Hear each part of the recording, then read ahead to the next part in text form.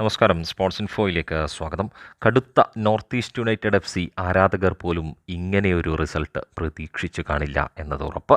നീണ്ട ഇടവേളയ്ക്കു ശേഷം, കൃത്യമായി പറഞ്ഞാൽ 2019 ശേഷം നോർത്ത് ഈസ്റ്റ് യുണൈറ്റഡ് FC ഒരു എവേ വിജയം സ്വന്തമാക്കുന്നു. അതും സീസണിലെ കരുത്തർ എന്ന് ഏവരും വിശേഷിപ്പിച്ചിരുന്ന ലീഗ് ഷീൽഡിന് ഏറ്റവുമധികം സാധ്യതയും കൽപ്പിച്ചിരുന്ന FC ഗോവയ്ക്കെതിരെ അവരുടെ സ്വന്തം തട്ടകത്തിൽ ഫത്തോഡയിൽ തന്നെ ഒരു ക്ലീൻ ഷീറ്റോടെയുള്ള വിജയം.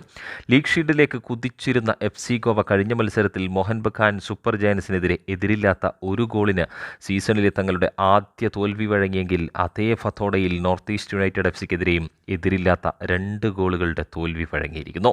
വിജയത്തോടെ പട്ടികയിലെ ആദ്യ സ്ഥാനക്കാരായ ഒഡീഷ FCക്കൊപ്പമെത്താമെന്ന് മോഹിച്ചിറങ്ങിയ FC ഗോവയ്ക്ക് നേരിടേണ്ടി വന്നത് ഞെട്ടിക്കുന്ന തോൽവിയായിരുന്നുവെങ്കിൽ, അട്ടിമറി വിജയത്തോടെ നോർത്ത് ഈസ്റ്റ് യുണൈറ്റഡ് FC പട്ടികയിലെ 6ാം സ്ഥാനത്തേക്ക് കുതിപ്പും നടത്തിയിരിക്കുന്നു.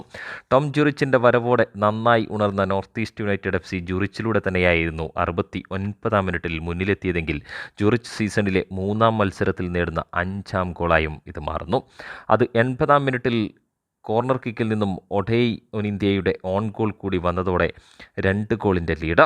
മത്സരത്തിൻ്റെ തുടക്കം മുതൽ ഒടുക്കം വരെ നിരവധിയായ അവസരങ്ങൾ സൃഷ്ടിച്ച FC ഗോവയ്ക്ക് ഗോൾ സ്കോറിംഗ് മികവ് കാട്ടുന്ന താരങ്ങളുടെ അഭാവം വീണ്ടും വിനയാവുന്നുവെങ്കിൽ, ഒഡീഷ FCയുടെയും മോഹൻ ബഗാൻ സൂപ്പർ ജയൻസിൻ്റെയും ലീഗ് ഷീൽഡ് സാധ്യതകളും വർദ്ധിക്കുന്നു.